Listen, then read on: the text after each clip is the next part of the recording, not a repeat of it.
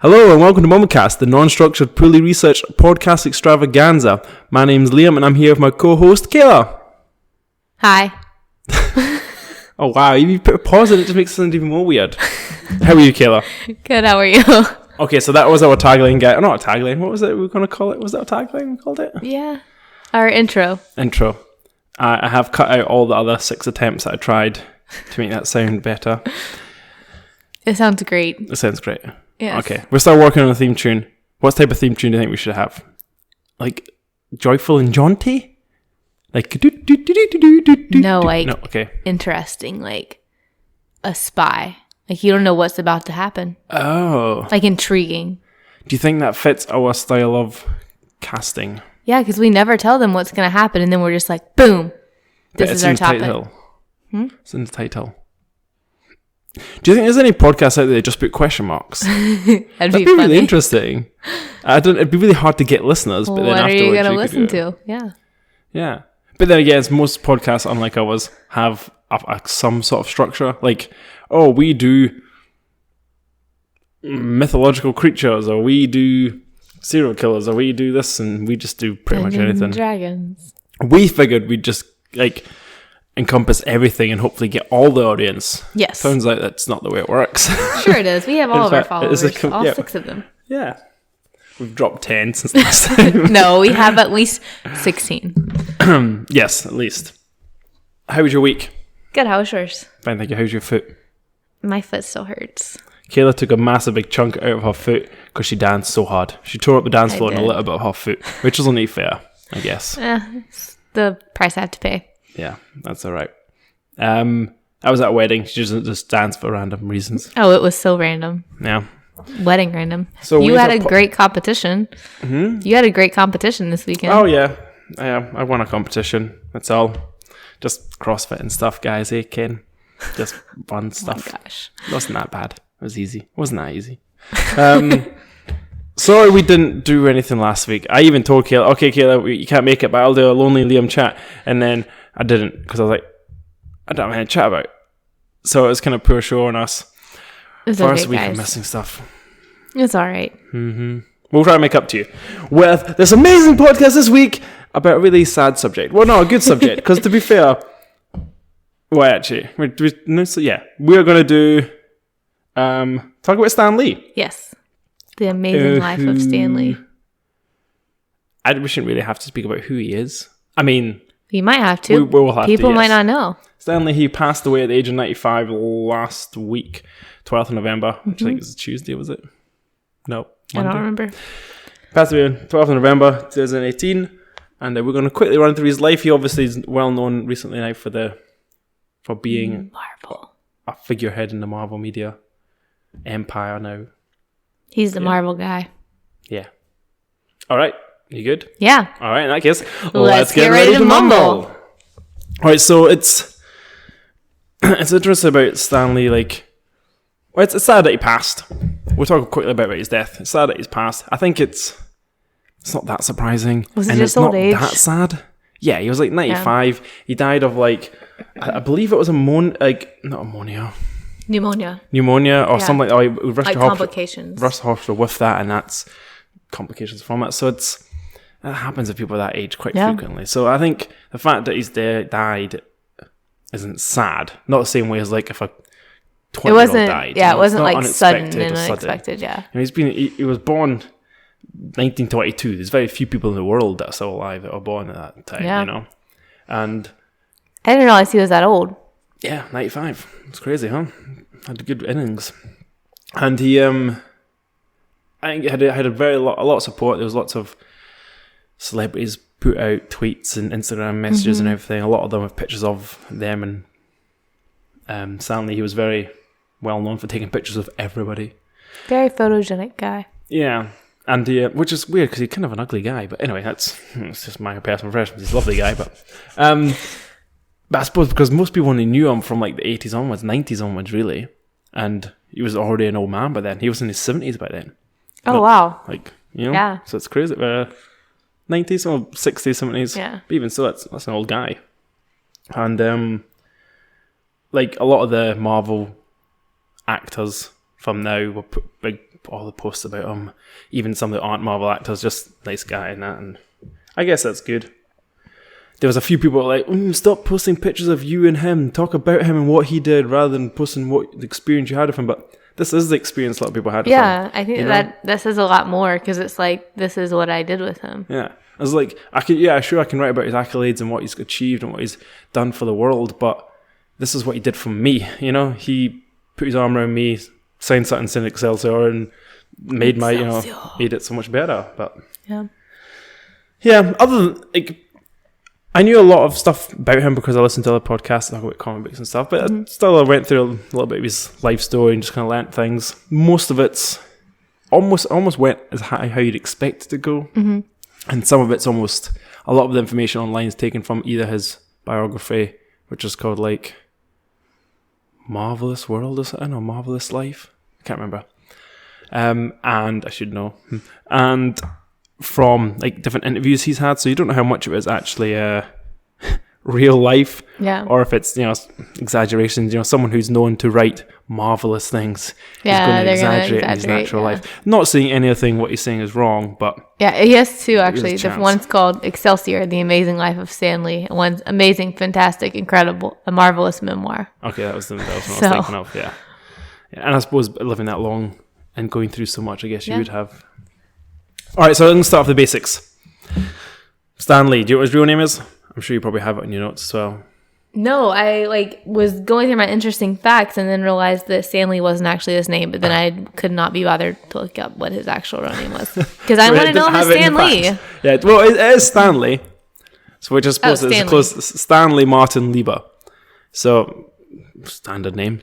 He, as I said, he was born 28th of December 1922, so almost made it to 96. And he was basically a pretty normal kid, living back in the 20s, 30s in New York City. He lived there with his parents and his younger brother. I believe he's younger. I don't have it. And he lived in Manhattan, a little bit of the Bronx, here and there. Nothing fancy. His dad was a dressmaker or on and off dressmaker type guy. I can't remember if his mum even had a job. Probably did back then. And that was it. He was interested in books and movies, or like the limited movies they did have back then. And he has said that it was, around this young age, he wanted to be the next American or great American novel writer. Which I feel like a lot of the people who don't turn out to be the great American novel writers say, and the people who don't want to become that have become that. But that's neither here nor there. So he went to school in the Bronx and he did the normal kind of growing up stuff. There was, by the time he was 16, he was quite into writing, and he actually, apparently he's mentioned he won a writing competition in a weekly writing competition in a newspaper so many times that they told him to stop writing in because it wasn't fair. Let someone else win. Again, it sounds like an exaggerated story, but I'm sure he probably did win it a couple of times. So his childhood, nothing unusual. A little bit of poverty, but almost everybody in New York, his family were immigrants, so they're all living in poverty to some degree. And then his comic book career started at a place called Timely Comics, which was a division of Pulp magazine. And the magazine was actually run by his uncle, a guy named Martin Goodman. Well, it was his auntie, was his mum's sister, I think, and then Martin Goodman was her husband. So he got him the job at there, and that was about 1939. So he's only 17 years old, and he's already working at this. With that being said, he wasn't working for the comic books. He was working at the comic book place. So he was basically changing out inkwells, because it's all done ink and pen back then, obviously. Getting lunches, doing any odd wee jobs around the place. So at 17, you've already introduced to this publishing world. Still wants to be a writer, but at the moment, just earning money, no doubt, out of school. It wasn't actually until 1941, so 3 years later, when he got his first writing credit. And it's because his first writing credit was on a comic book for Captain America Comics, issue number 3. But all it was a line of text that said, Captain America foils the traitor's revenge. And that was it. It was the 6 words, but he got writing credit somehow. And for that was when he first used the name Stan Lee. And that's Stan, space, Lee. That was because he still wanted to become a proper writer. I say proper. He wanted to be like a distinguished American novelist, and he thought he didn't want to ruin his name because the comic books were still not looked highly upon. Really, it's still not to some degree when it comes to writing. It was actually part of that comic. Interesting fact that was, I know, fair enough, it's only Captain America #3, but that was the first introduction of the ricocheting shield, which is kind of cool. Okay. So he didn't create Captain America, obviously. That was created by, was it Jack Kirby or was it Steve Ditko? I want to say it was Jack Kirby, but I can't remember. Who are other people who we'll talk about in a little bit. That's one of the big ones that we have nowadays that he didn't create. He has written before, but didn't create. Through 1941, Stan began a few more writing features and creating co-characters. So a lot of these comic books wouldn't just be one character, one story. He would be like secondary stories of unknown characters. One named the Destroyer, one named Father Time, and one named Jack Frost. 3 of the more notable out of the not very notable characters he created. In late 1941, Jack Kirby, who I formerly mentioned, and Joe Simon was the person who initially was the publisher of Timely Comics, which was the part of the magazine, he was the editor, sorry, where Goodman was the publisher. And Jack Kirby was also another one of the chief editors. So they two were doing a lot of the drawing, a lot of the writing, and all the editing. But they both fell out with Goodman and left Timely Comics in 1941. At that point, he didn't really have anyone, or there was no one else to kind of fill in the role. So actually, Goodman gave 19-year-old Stan Lee the interim position of chief editor, or editor-in-chief, sorry. Which is crazy to give a 19-year-old basically full quality control of everything that goes out in your comic. But he obviously maybe was even looking for someone else to do it or believed in him. Apparently, he took to the role quite easily. I had a bit of a knack for it, and actually ended up holding that position until he stopped writing. So he was given that role. Obviously, it would have entailed different things as he went on, but that's the position he held. In 1942, however, although he still holds his position, he did enlist for the US Army, as many men did during the Second World War. But he stayed all on homeland, on the US soil, and he was actually given a classification of playwright, which is an odd classification. Apparently only 9 men in the US military had this classification. Can you guess, without reading ahead, if you've already got these notes up, within his unit, there was a few famous names. There's one really famous writer that a lot of people know. Are you familiar? Yeah, I read this, but I'm not really sure what they did together, but it was Dr. Seuss or Theodore Geisel. Yes, exactly. So they were in the same unit. So his unit were tasked with things like writing training manuals, training films, slogans, even some propaganda comics for the military. So they were basically using their talents as best way they could. I'm not sure how much of that Dr. Seuss and him collaborated on, but they were apparently part of the same unit doing similar jobs. That's so cool. Yeah, that's kind of cool. And there was a couple of others. There was one guy who was like Academy Award winner and another novelist apparently, but I wasn't familiar with their names, so I didn't include them. Anyway, 1945, 3 years later, Lee returned from service and went back to work. Now, during this time, it's really interesting. People often think about comics and think Superman, Batman, Spider-Man, and think there's just always been these hero comics, and everyone's loved superheroes. And it wasn't really the case, especially during and at the end of the World War. That really wasn't what people were finding interesting, and they moved away from superhero comics in the late 40s, early 50s, and they started moving towards other genres, such as romance, western, sci-fi, medieval, and even horror comics. Much of what kind of got a bit boring, apparently, and Lee actually started to dislike. And near the early 50s, mid-50s, he was actually considering leaving and changing careers and maybe going on to write that novel he always wanted to. However, DC, well, I should actually also mention, Timely had become Atlas Comics in the mid-50s as well. So they changed names, same people, same thing, just changed names. DC helped. Very much so, because in the late 50s, so this is moving to early 60s, Julius Schwartz from DC Comics, who was, I'm assuming, the editor-in-chief there. He started the revival of the hero archetype. And with success with things like The Flash and bringing together Justice League, Goodman at Atlas Comics was like, okay, let's jump back on board. And he tasked Lee with creating some new comic book heroes. Okay. And this is where it gets sort of dead interesting. So Stan initially didn't want to do this. As I said, he wanted to leave, but he apparently encouragement from his wife, giving him a challenge to try and recreate these characters in a more sort of intriguing, lifelike, relatable way. Stan liked this idea and kind of took that into his work and tried to create some heroes or superheroes or even comic book characters which were more appealing to the masses. And these are the ones he co-created with. So within the first couple of years, he started creating a number of people. The first people he created was co-created, I should say, with Jack Kirby. Again, one of the previous Marvel. He's been working at DC and maybe various other comic book companies, but they created the well-known Fantastic Four. So that was his first superhero, essentially.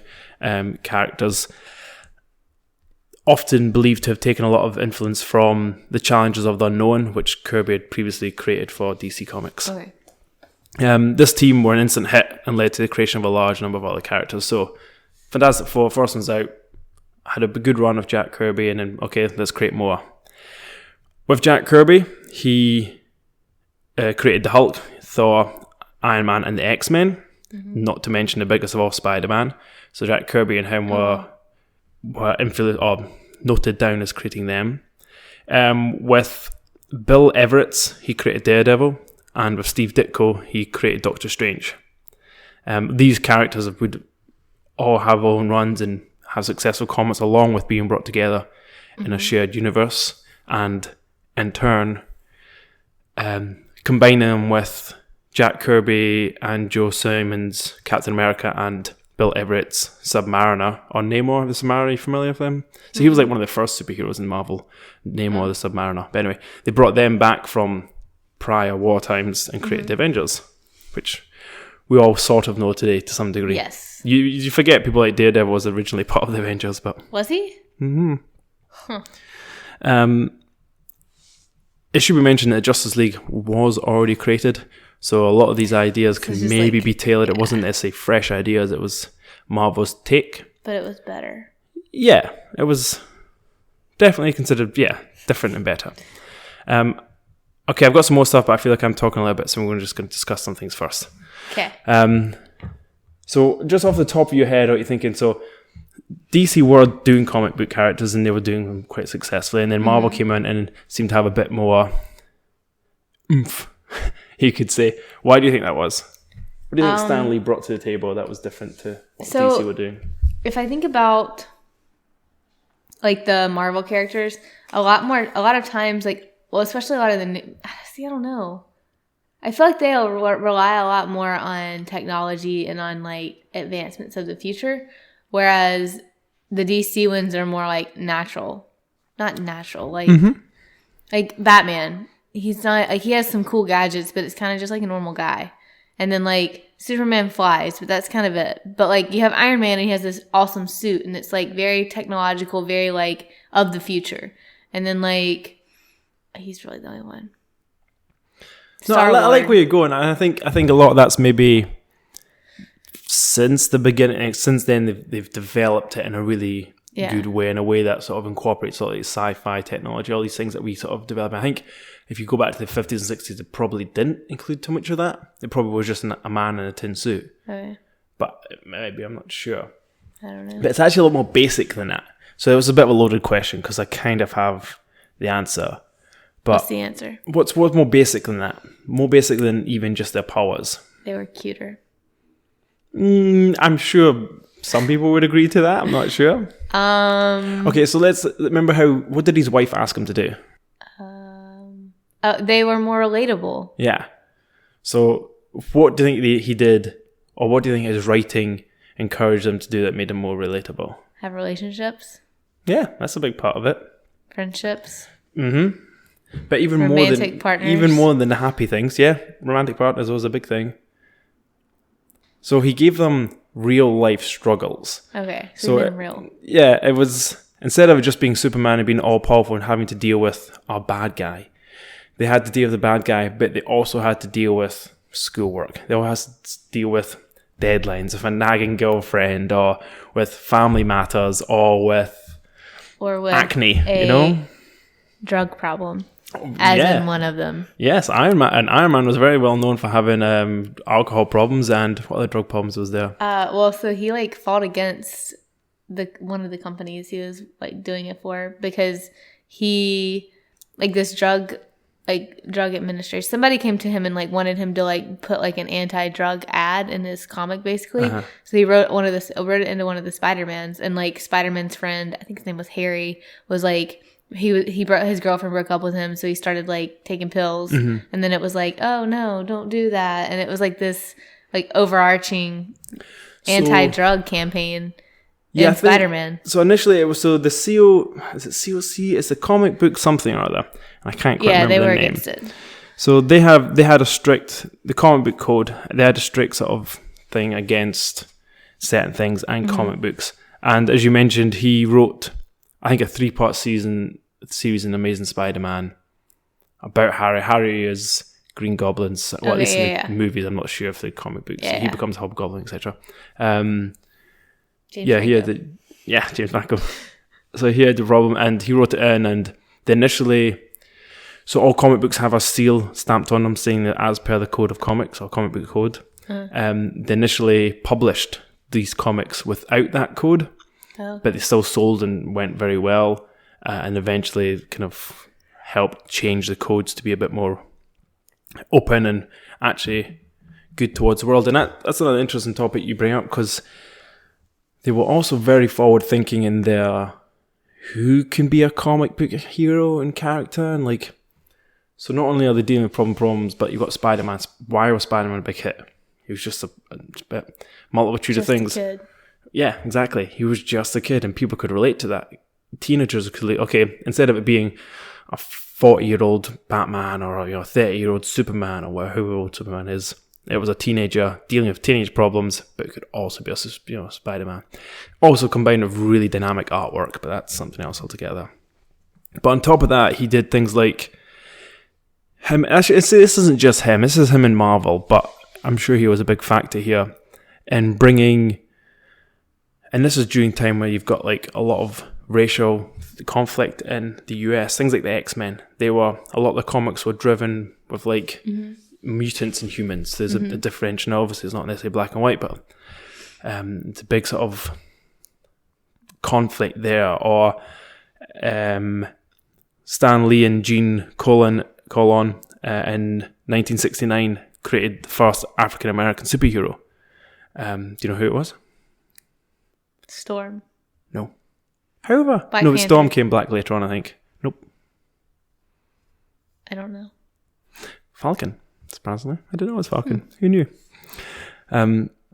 Which is, it sounds silly now, but that was a big leap forward. Yeah. And then they had things like Luke Cage come in, and they had Black Panther, as you mentioned, which, again, now it sounds obvious. Black Panther, one of the biggest grossing movies, in the last 10 years.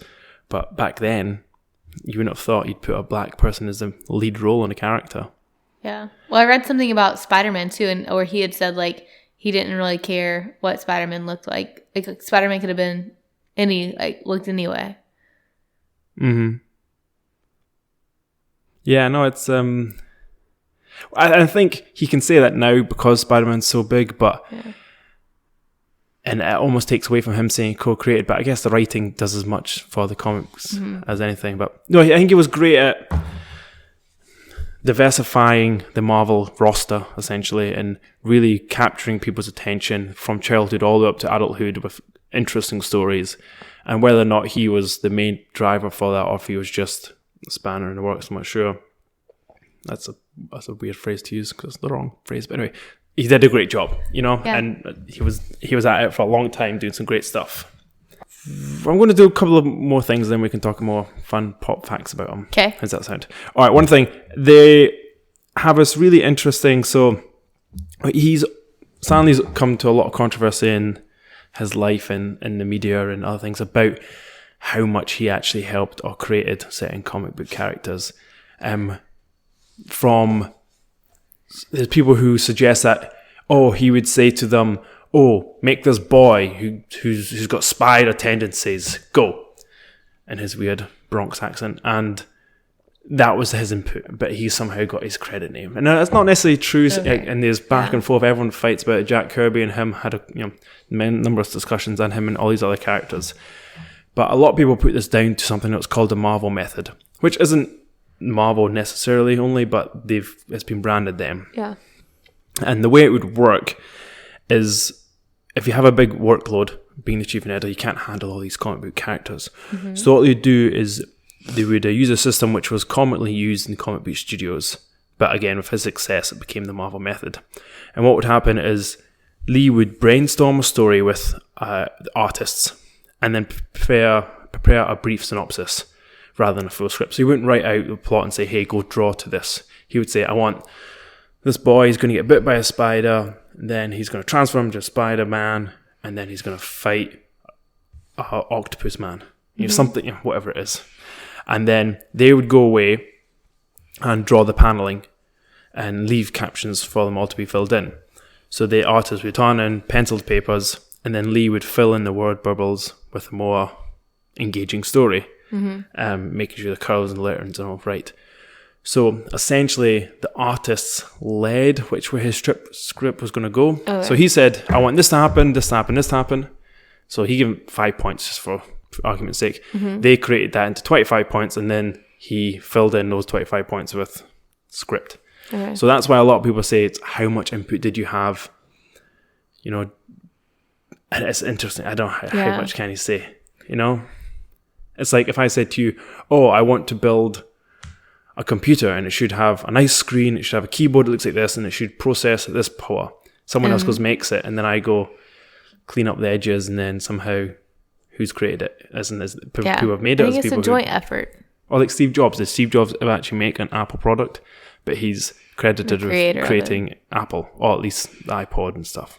Yeah. I don't know. It's interesting. But regardless, it obviously worked, and they've done very well from it.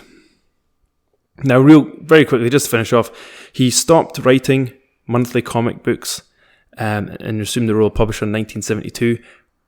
And his final issue of Amazing Spider-Man was in July 1972, and of Fantastic Four was in 1972 as well. Doesn't mean he didn't have writing credits and help with other projects, just someone who was actively writing weekly or monthly comics. Mm-hmm. That's when he stopped. It seems crazy that he stopped so long ago. 10 years, 15 years before I was born, and somehow he's still part of it. But since then, he's been part of a whole heap of other stuff. I'm not going to get into it too much because it becomes more lawyers and media businesses and all this sort of stuff. But I think if you're looking at what he really achieved within comic books, I think that's probably all you need to kind of see. He did a lot. Yeah, good. Well, by 72, what age is he then? 50? Yeah. That's crazy to think he was 50. And then still then he's had another 40 years of work. But I didn't know any of that about Stan Lee other than his name up until I was about 12 years old, and I started watching movies. Same. I think that's and then really he just became the creator of all the people, and then the guy I look for at every movie. Yeah. It's what was I going to say there? He had so much between 70 and I think we've talked about the Marvel changing of people and brands and all that stuff before. So go back and listen to our Marvel movie podcast about that one. But he definitely went through times of hardship in the 90s, like losing a lot of money and going bankrupt with certain companies and legal action to get the rights and all this stuff back and forward. So he did have a tough time later in life, although he was so wealthy. Yeah. As far as it goes, nothing like it was compared to when he passed away. But so, what was the first movie he was in? Do you remember? It'd be X-Men, no? I can't remember. Was he in X-Men? I think so. He must have. Did he make an appearance in X-Men? He was definitely in one of them. He was definitely in X-Men 3, The Last Stand, because I think he was a postman then. He was like a FedEx delivery man. When Charles Xavier, when Phoenix was making everything rise above the floor. Or was that in... He was in X-Men. Huh? He was in 2000 X-Men. Okay, so was that the first one he was in? It looks like it. That was the oldest one. So that was the ones that were done by Fox, right? Yeah. And that's before the MCU started. Mm-hmm. So how many cameos has he had? A hell of a lot. Yeah. Well, I guess there's 10 years of Marvel movies, which is about 20 movies, plus another 3... No, how many X-Men movies? Another 10 X-Men movies? You've got 3 original, 3 secondary, 3 Wolverine movies. Was he in Logan? I don't think he was in Logan, was he? Because he's not been in Logan or Deadpool. He has been in Deadpool. Was he in Deadpool? Yes. He has been in Deadpool. He was in Apocalypse, but it doesn't look like he was in Logan. What was he in Deadpool? In Deadpool, he was... In the first one, he was himself working as an MC at a strip club, announcing an off-screen character, Give It Up for Chastity. Oh, yes, I do recall. In Deadpool 2, he appeared in graffiti art as dominoes flying through the city. Oh, so he wasn't actually real life. It was a picture of him. Yeah, I do actually recall that. I used to see it. What was your favourite cameo of his? In fact, tell me through some of the cameos. I've forgotten most of them. Oh, gosh. Let me go non-MCU first. Sure. Okay, so X-Men appeared as a hot dog stand vendor on the beach when the newly mutated Senator Kelly emerges naked on shore. Yep, recall that one. X-Men Last Stand. He was one of Jean Grey's neighbors in the opening scenes 20 years past. Yeah, he's holding like a white dog. Yeah. And he sees a car flying up in the sky. Mm-hmm. Yep. Deadpool. Wait a minute, that's only 2 of X-Men. What happened to other X-Men? Oh, these were just in order by years. Oh, okay, sorry. X-Men Apocalypse. No, was he... There was 3. It was X-Men X2 and then X-Men Last Stand. Was he not in X2? No. Ah, interesting. Apocalypse, he was viewing the rising of the nuclear weapons launched by Apocalypse next to his wife Joan, like real life wife. I can recall that. Yeah, looking at the window. Yeah. He made a cameo in No Good Deed, which was a short film that aired before Logan. Oh, okay. So maybe I don't remember. Yeah, and seen that. No, I think this was the. Was this the like short little Deadpool clip that was before Logan? They wouldn't have put a Deadpool clip before Logan. I don't know. I can't remember not seeing this. I must have seen it. I saw it at cinema. I saw it at cinema in America. I don't know. No, well, so... Oh, I didn't see it at the cinema, so I wouldn't have seen it. Deadpool says, wow, nice suit, Stanley says, wow, nice suit to Deadpool, and Deadpool replies, zip it, Stanley. And that was in the Logan shot? Yeah. Oh, I don't think I've seen that. YouTube. I do remember that. And then he was in Spider-Man, Spider-Man 2, Spider-Man 3. Spider-Man 2, he was there during the first battle with the Green Goblin, pulling a girl away from the falling debris. Okay. Spider-Man 2, he was with another innocent person. And he says, like, look, Spider-Man stole that kid's sneakers. Oh, yeah, because Spider-Man swoops down, drops a kid off, I think, and then swoops away again. Yeah. And then it cuts to him. Yep. And then in 3, he was credited as the man in Times Square. He was standing next to Peter Parker reading a news bulletin about Spider-Man and commenting to Peter, I guess one person can make a difference. I think I recall. And he says, enough said. No, I can't remember that much. Spider-Man 3, I don't remember that all that well. It wasn't a great movie. Okay, and Iron Man. We're on the MCU yet? Yeah. Okay, in Iron Man 1, he was mistaken for Hugh Hefner? Yes. All right, what's the next movie? Incredible Hulk. Incredible Hulk, he drank the gamma ray juice. Mm-hmm. What's the next one? Iron Man 2. Iron Man 2... Oh, yeah, I remember this one. I'm trying to remember what Iron Man 2 was. Can you give me a hint?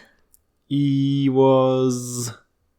Yeah, give me a hint. This is another one where he was mistaken for somebody else. Oh, is this when he was mistaken for him?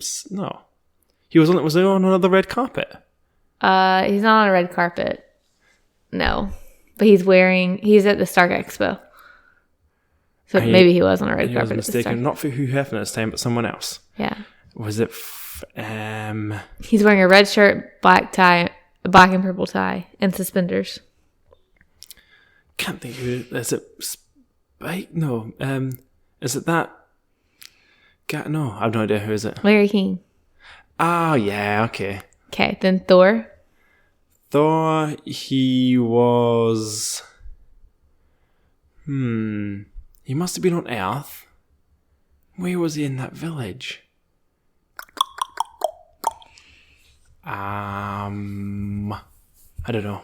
Oh, he's around on the ground when Thor's hammer comes, like when... How you say it? Mjolnir comes in, and that's when they're all trying to take it out, and he's standing there watching. He rips the bed off his truck. Yeah. Yep. Oh, of course it was his truck. Yeah. Okay, I do. Captain America: First Avenger. Captain America: First Avenger. He was. I don't know that one at all. He plays a general in World War II, and he mistakes another man for Captain America and comments, "I thought he'd be taller." Oh yes, because it's when he gets made into the thing. When he initially gets the serum and he's standing watching. Yep. Okay, I do recall that now, actually. Avengers, I don't know. He's interviewed about the Avengers saving Manhattan, and he says, "Superheroes in New York, give me a break." Yeah. And then returns to this game of chess. Yeah, I do. That's at the very end of the movie, obviously. Yeah. Iron Man 3? Don't know. A beauty pageant judge. Oh, yeah. Gosh. Thor: The Dark World. Definitely don't know that one. Appears as a mental ward patient who loans his shoe to Eric Selvig for a demonstration about convergence and delusions. Nope.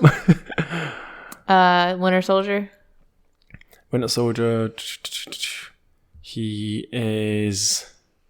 End of the movie. End of the movie of Winter Soldier. Oh, no, wait, I'm thinking of the wrong movie. What happens at the end of the Winter Soldier? I don't know. He's a security guard at the Smithsonian. Oh, when Bucky walks in. Yeah, okay. So. Guardians of the Galaxy. He was at the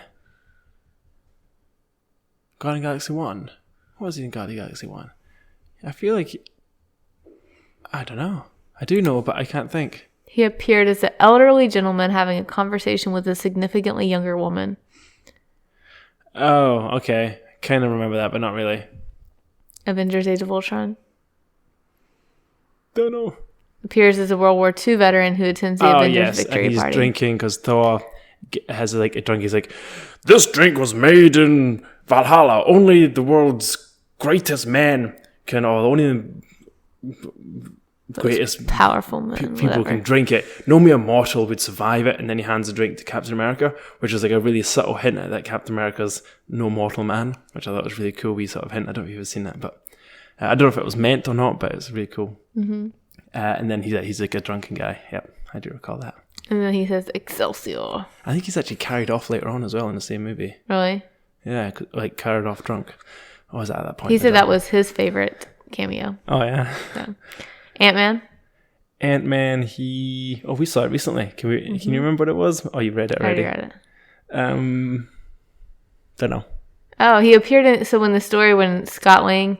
Louise is telling Scott Lang explaining Falcon's looking for him. He's part of that story when it's like, and then this happened, and then this person said this person. Oh yeah, he's a part of that one. Civil War. Don't know. FedEx postman delivering a package from Steve to one. Tony. Okay. He mispronounced his name as Tony Stank. Yeah. Doctor Strange. Good. He is... I don't know either. He appeared on a bus as a writer reading he's reading Huxley. The different thing. You know how you have that Perception. Body? Is that what was it called? It was Aldous Huxley's The Doors of Perception. Yeah, I do recall that. Guardians of the Galaxy 2. He was he at the end in the Watchers? Yes. Yeah. That's the one I remember like the most clearly. Yeah. Spider-Man Homecoming. Homecoming, he was... I want to say a school bus driver, but I have no idea. He's the one who like was an annoyed neighbor, and when he thinks that he's like breaking in the car or whatever. Yeah, he leans out. Like, don't make me come down there, you punk. Yeah. Ragnarok. Ragnarok, he was a haircut guy. He's the servant to the guy. Yeah. Yeah. Black Panther. I don't know Black Panther actually. Patron of a casino in Busan. Oh, okay. Yeah, like the second action scene. Avengers: Infinity War. This one you said it, but it was the wrong one. Oh no, I've said it. Yeah. Can't think of what I've said. For Spider-Man. Is he a school bus driver? Yeah. Okay. Ant-Man and the Wasp. Oh my god, I just saw that as well. I fell asleep. Do you remember what it was? No, I fell asleep. I'm going to say he was on the beach and he saw a big Ant-Man, something, I don't know. No, he appears as the pedestrian whose car is shrunk by Wasp. Okay. And then he says something there. He says, well, the 60s were fun, but now I'm paying for it. Yeah, that's it, yeah. And he will make an appearance in Avengers 4. Yeah, so he's apparently already done that. Yeah. He also did obviously the 2 and Amazing Spider-Man as well. Yes. One when he had the headphones on when they crashed through the library. And I can't remember what the other one was. But that's so many cameos. Yeah. And do you know what that makes him? He is the actor who has the largest box office earnings of all actors in the world. Because he's been in each one of these movies and how much they've earned. So it means he's because he's credited actor in every one of these movies. He's the biggest box office actor of all time. That's incredible. Which is stupid. He should not have that accolade. That's hilarious. Yeah, I don't know how I feel about these cameos. He's been in so many other cameos too. Yeah, Fantastic Four. Oh, of course he was in Blade, Fantastic Four. Daredevil. In Daredevil, he was the child Matt Murdock stops Lee from crossing the street. I recall that, but what was he in Blade? It was deleted from the final film. Oh, I was about to say. I didn't know he was in Blade. Hulk, The Man Thing. The Man Princess Thing, Diaries 2. The Man Thing's like the Swamp Monster. Princess Diaries 2, I'm surprised about that one. Yeah. He was in Mallrats, I recall. Yeah. But obviously that's him and Kevin Smith. Yeah. Big Hero 6. Yeah? Lee's voice. Oh, I think he's actually drawn in that as well. It looks like him, I think. The likeness of him was used for the father of the character. Mm-hmm, yeah. I think, I like it. It's a nice wee sort of wink, but it's become more than that now, and I don't know how I feel about it. I still like it. It's like it's like an Easter egg almost. Yeah, I guess so. And everyone is waiting for it. Yeah. Like, I'm sure in the next phase of Marvel movies, they will have his name or something. Yeah, they obviously won't have him anymore, but they'll have his likeness. Even so I played the Marvel's Lego video game, and even with that, for every level, one of the tasks was to find Stan Lee. Yeah. It was so much fun. It's like, where's Stan Lee? Let's go find him. I don't know why they haven't had, and maybe they will now, like a Wales Waldo book about Stan Lee and Marvel characters. Should. That'd be so cool. How have they not done that? We need to pitch that to Marvel. Guys, Marvel, I know you're listening. As I was. Don't take it. We own the rights to that. We own the rights now to Stan Lee. Yes. All the rights. Yeah. But we should just do that we'll share off-brand it with you. And just call it Stanley. And where's Stanley? And just spell Stanley, normal Stanley, and then just have made up superheroes. We should totally do this. We should totally do that. Our idea. All right, some more interesting facts. Hit us up. Did you know that he wrote obituaries first? That was his first writing thing? Because I read that, but yes. Yeah. It seems strange to get a 17-year-old kid to write obituaries. It does. Yeah. We've covered a lot of these, but some of his favorite authors were Stephen King, H.G. Wells, Mark Twain, Arthur Conan Doyle, Shakespeare, Charles Dickens, and Harlan Ellison. What was the first thing you said? Stephen King? Yeah. Who's a lot younger than him. Yeah. But Stephen King didn't start writing until his 70s, did he? This was a later in life inspiration. Yeah, I guess so. He officiated Spider-Man and Mary Jane's wedding in 1987. In the comic books? No. In real life? When it was released, they did a fake wedding. A fake one, yeah. And he officiated it. I do remember hearing that somewhere. He also said that if he were ever to become a Marvel villain, he'd want to be Dr. Doom. He's a misunderstood guy. Oh, okay. Didn't know about that. But His famous trademark catchphrase is Excelsior, which means ever upward.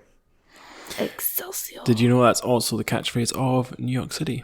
Yes. Or like the slogan or something. Like they've adopted it, yeah. Yeah. That's cool. I think he adopted it from them. Really?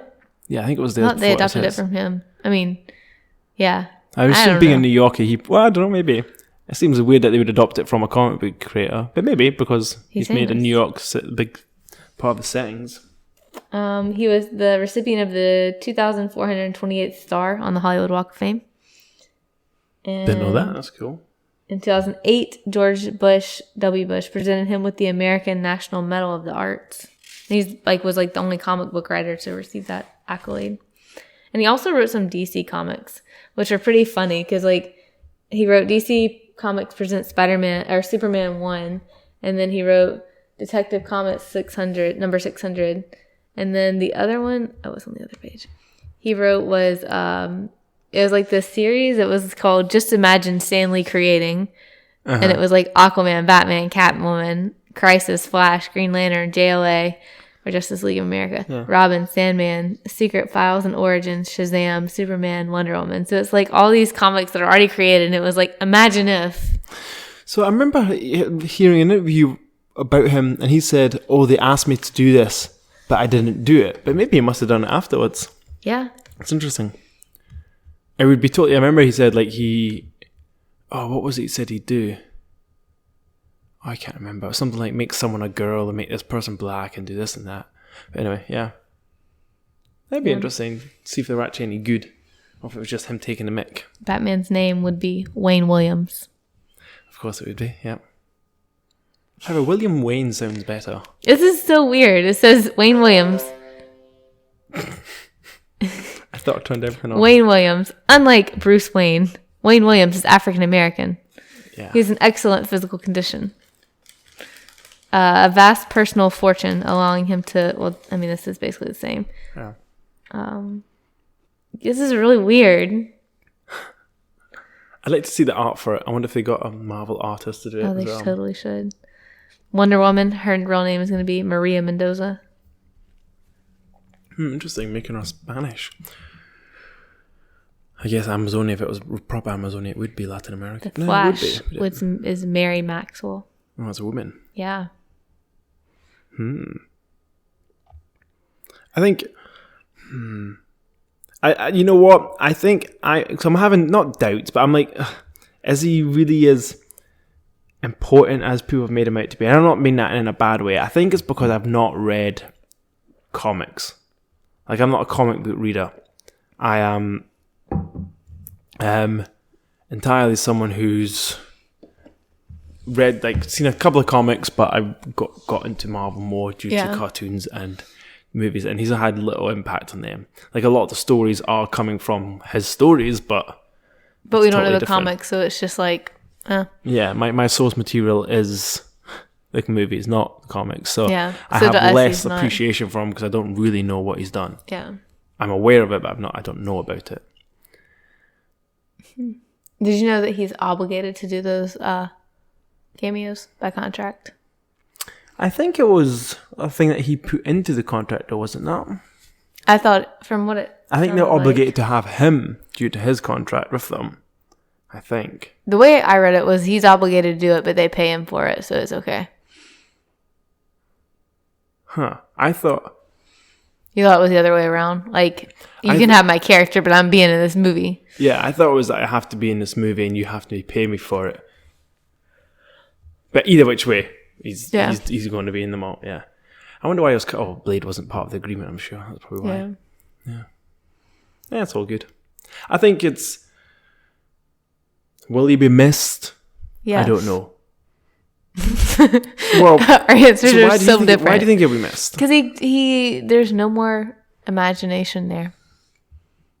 Well, I think it's bad to say that. The way I look at it is that he's inspired a new generation of comic book writers who are writing comic books. Some may say are technically better, even if they're not as groundbreaking. And maybe not technically better, but they're carrying on his ideals and he had very little impact on it now. Like he's created his foundation and everything has to be built from that. He's not still working on it or wasn't still working on it, I don't think. Yeah. He'll be obviously missed from his family and friends, but like... And from his cameos. And from his cameos. I think that'll be the biggest impact. People will be looking for it and it'll be like... Like, he won't be forgotten. No. I think it's hard to say that about any other comic book creator. Yeah. Like, as we mentioned, the Jack Kirby and Steve Ditko, who are massive, who have also both passed away. I think Steve Ditko early this year and Jack Kirby a number of years ago. People hardly knew who they were, and they had just as big, if not bigger, impact on the visual aspects of what comic books are, visual media. But anyway, it's all good. Yeah. He's done impressive work. He has. I think if you think about it, there's no one else quite like him. Maybe George Lucas. Like, there's nobody who relates to something the same way. I say George Lucas is Star Wars. There's another one that I was Stanley going to is say. Marvel movies. I don't remember his name, though. One other who, sorry? There was another one I was going to say that's kind of like that, but I don't remember his name. From what media? Like... Movies. Oh, movies. Yeah, there probably is. I feel like they talk about him in... Wheaton. Joss Wheaton? Yeah. But he's not so much... He's not created something. Okay. Well, sure, Buffy and your Firefly, but it's not quite the same impact. Okay. He's like maybe a 2 tiers down type thing. And I'm sure he'd agree to that. You Fair can't enough. quite compare Buffy to the whole of Marvel or the whole of Star Wars Empire. But maybe. Who knows? He's still got a long life ahead of him. Yeah. He's not even aged. He's not even the age that Stan Lee was when he finished writing comic books. I have no idea how old he is, so... I think it's probably about 50, I'm not sure. Yeah. Anyway, that's our input or information on Stan Lee. Did you ever get to meet him? No, neither did I. But I think he could have. I think he was at so many Comic-Cons for a long time. Mm-hmm. Tons of people out I there. really want to go to Comic-Con. Yeah. Yeah. Like a proper one, like the New York one or the California, I want or to the go to San the Diego California one. Is it San Diego or San Francisco? San Diego's a big one, right? Yeah, I think so. Which one did you say you want to go to? I don't care. Anyway, yeah. But you don't want The to one go that the psych actors are at. God, you and Psych, man. I love psych. Oh, okay, that's a good point. Shits and hits. Oh my God, we're pushing on an hour. It's alright. Shits and hits. You had it shits and hits this last 2 weeks now. No. Nothing. You've not watched or listened or read anything I new. watched episode 3 of The Walking Dead, but I fell asleep into it. But I almost finished it today. I still didn't finish This it. is a lackluster feature unless you see things. I don't have time to watch anything. Well, neither there do is I, a movie that came out that I do want to go see. What movie is that? Blah. I heard it's not very good. Really? No, I don't know. I also bought the book. Oh, yeah? We're speaking of Fantastic Beasts, Crimes of Grindelwald. So there's a podcast that I listen to, call it Fantastic Beasts, Crimes of Gay Wizard Hitler. And it's so that's all I can think about when I hear Fantastic That's Beasts funny. now. Like, even they get to the point where like, what's it called again? Shit. Yeah, we need to go see that. We still need to see a whole bunch of movies. Yeah. I keep saying I got to see them. Venom. I need to allocate time. My shits and hits for this last 2 weeks. I listened to an artist I'd never heard before called John Bellion. Have you ever heard of John Bellion? No. No, neither have I. And apparently he was a producer or helped to write massive songs like Monster, the Eminem song. Mm-hmm. Give me a monster, says my he was part of that. And anyway, he's got an album out recently called Glory Sound Prep. Mm-hmm. And it's a really good album. And I don't know how you do, if you describe it as hip hop or like indie hip hop or something, but it's a really good album. And it's nothing like any bangers, but you just you can listen to the whole album. It's just kind of nice music to listen to. Mm-hmm. And there's one called JT, which is about John Travolta, or at least John Travolta was mentioned in the chorus, and it's just quite fun. But yeah, if you're out there, guys, go listen to Glory Sound Prep by John Bellion. Bellion, I think that's how you said it. It's a cool album. And I also listened to... No, I didn't listen to. I watched a freaking amazing TV show. So I'd been recommended this, A Good Place, or The Good Place. Okay. On Netflix. It's got Kirsten Bell, who, by the way, is a slamming hottie. I can't remember what I've ever seen her in or where she's from, but she's a slamming hottie. And okay, I'm going to give you the premise of the pilot, and then I'm not going to talk about anything else, because it follows a strange, interesting path, and talking about it gives hints to what could be happening. Okay. But she's died. She's gone to heaven. Heaven is a specific neighborhood in which there is someone called an architect who designs it in a certain manner, and they design it to try and create the best place ever. Mm-hmm. However, she finds out very early on that she is not the person they think she is. So she's called Eleanor something, and two Eleanor died at the same time. Okay. So that's a basis premise, and I can't recommend it highly enough. Is it like funny? Yes, it's a comedy, and it's 20-minute episodes, something like that. And it takes a while to get to like the characters, but you have to understand that you're almost not meant to like them a little bit, mm-hmm. and then you kind of grow to understand them, which is different to going to liking them. But I'm on to the second season now, and I don't want you to read any reviews, okay? Literally just go and start watching it. Look at the pictures. Look at the pictures, but just go in and start watching it, because it's great. Okay. I mean, look at me. Great. Okay. Right? And maybe I'm getting over the top with it, but I remember coming to the last few episodes of the season, and I was like, this is amazing. I was like, this is amazing. I had said this physically out loud to myself. This is amazing. And I no joke, I clapped. I clapped, right? Clapped. There was an end of an episode. Oh my God. That is amazing. And I was sitting in my house by myself, like, I don't care. That was amazing. So, oh my God. Check it out and you just give it time. Yes, you will need, it's like 10 episodes or something per the first season. So you maybe will need like 5 hours. No, it's not even that. It must be less than that. But you clapped.